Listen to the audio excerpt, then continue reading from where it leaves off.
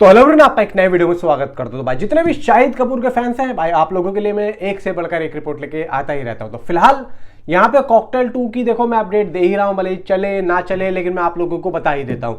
फिलहाल यहाँ पे कुछ ऐसी बातें पता लगी हैं जो कि आप लोग जानना चाह रहे होंगे कि भाई एक्चुअली में यहाँ पे इन लोगों को क्या क्या रोल और क्या क्या करने को मिला है, कैरेक्टर किस किस का क्या क्या होगा। सबसे पहले तो यहाँ पे आप वीडियो को लाइक करो, चैनल को सब्सक्राइब करो।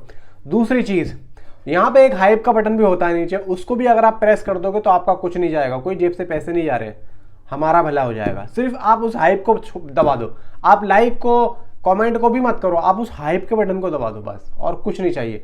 तीसरी चीज भाई, यहाँ पे शाहिद कपूर की इस मूवी से रिलेटेड मैंने शूटिंग के बारे में आप लोगों को बताया था कि देखो यूरोप में इसकी शूटिंग कंप्लीट हो चुकी है। अब ये लोग दिल्ली का दौरा करेंगे, दिल्ली में छतरपुर, इवन साउथ दिल्ली में इसकी शूटिंग होगी।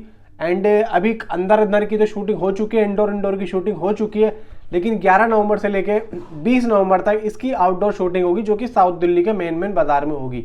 यानी कि कुछ दुकानों पे इसकी शूटिंग की जाएगी साउथ दिल्ली में।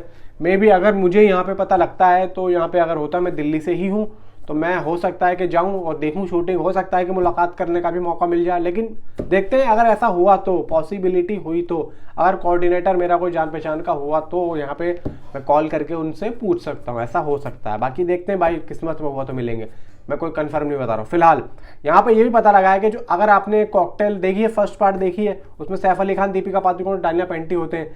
तो यहाँ पे ये तो चलो हमें समझ में आ रहा है कि चलो सैफ अली खान जो है वो लगभग जो कैरेक्टर था वो शाहिद कपूर वाला होने वाला है, मतलब शाहिद कपूर सैफ अली खान वाला रोल पकड़ने वाले हैं। ठीक है, कहानी सेम नहीं होगी, कैरेक्टर होगा इस तरीके का होगा। ठीक है, उसके बाद में रश्मिका का क्या होगा, रश्मिका का दीपिका वाला होगा या फिर डायना वाला होगा। तो डायना वाला होगा, रश्मिका का डायना वाला होगा, और कृति का भाई सीधा होगा दीपिका वाला। जब भी कृति के जो एक रंग भंग है वो सेम टू सेम दीपिका वाले ही लग रहे थे कि हमने पहली फिल्म में दीपिका पादुकोण को देखा था, थोड़ी सी चटपटी सी, थोड़ी सी थी ना रंग बिरंगी सी। इसी तरीके से हमें अपना कृति भी देखने को मिल रही है।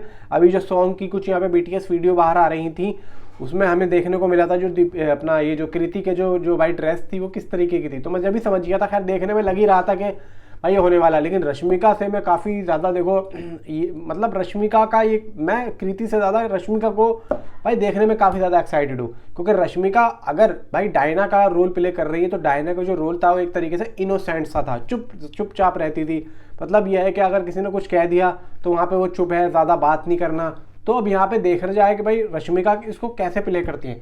शाहिद कपूर तो देखो हमें पूरी उम्मीद है, शाहिद कपूर तो यहाँ पे ठीक ठाक कर ही लेंगे, कृति भी कर लेंगे। लेकिन यहाँ पे होमी अदजानिया को सीधा रश्मिका पे मेहनत करनी पड़ेगी। क्योंकि रश्मिका की जो भाई हिंदी है थोड़ी सी टाइट है, क्योंकि वो दांतों को भींच के थोड़ा सा बोलती हैं। तो भाई ये जो फिल्म है, इस फिल्म के अंदर जो एक हिंदी है ना वो बहुत ही सरलता से चाहिए, इसमें थोड़ी सी मेहनत चाहिए। और ये ही भाई देखो फिल्म को आगे भी लेके जाता है। क्योंकि पब्लिक होती है भाई, पब्लिक एक एक चीज़ को यहाँ पे देखती है, पब्लिक को मज़ा ना आए तो यहाँ पे कह देती है भाई इसमें फॉल्ट है, इसमें एक छेद है, इस मटके में भाई मट्टी है, इसे मैं नहीं लूँगी। तो मैं यही चीज़ को यहाँ पे बता रहा हूँ। बाकी देखो भाई, शाहिद कपूर है, कृति सेनन है, स्टार कास्ट अच्छी है, और भी ये नहीं कि सिर्फ ये दोनों तीनों ही होंगी। इनका बैकग्राउंड पूरा दिल्ली से दिखाया जा रहा है, दिल्ली से बिलोंग करते हैं ये तीनों।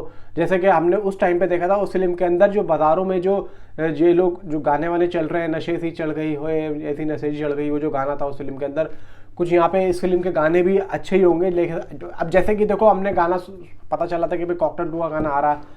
अब देखो यहाँ पे ऑफिशियली तो कोई अपडेट थी नहीं, और यहाँ पे ये भी नहीं कह सकते हैं कि भाई कॉकटेल 2 का सॉन्ग एक तरीके से वो एक फेक अपडेट थी या फिर कोई रियल थी।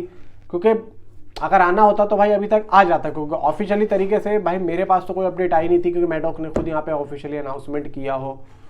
लेकिन भाई देखते हैं, अगर ऐसी बात है और अभी तो शूटिंग कंप्लीट भी नहीं हुई है, तो मैं तो समझता हूँ कि भाई इतनी जल्दी सॉन्ग को देने का क्या मतलब था। अगर और रोमियो का सॉन्ग वॉन्ग होता तो शायद यहाँ पे मैं मान लेता। लेकिन भाई कॉकटेल 2 यार शूटिंग चल रही है अभी, भाई ऐसा कैसे हो सकता है।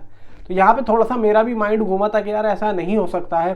बाकी बात करें भाई ओ रोमियो की, ओ रोमियो का टीज़र मैंने आप लोगों को बोला कि भाई नवंबर में आप लोगों को देखने को मिल जाएगा।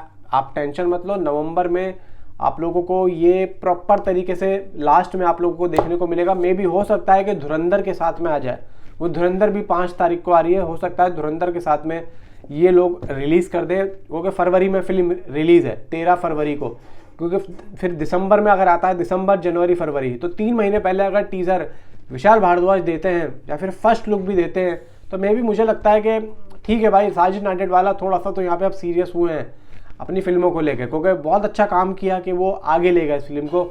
बहुत अच्छी यहाँ पे इनकी स्ट्रेटजी है। इस साल में जितनी फिल्में साजिद नाडियाडवाला की आ रही है ना भाई, वो मज़ेदार नहीं है और ठीक ठाक है भी नहीं।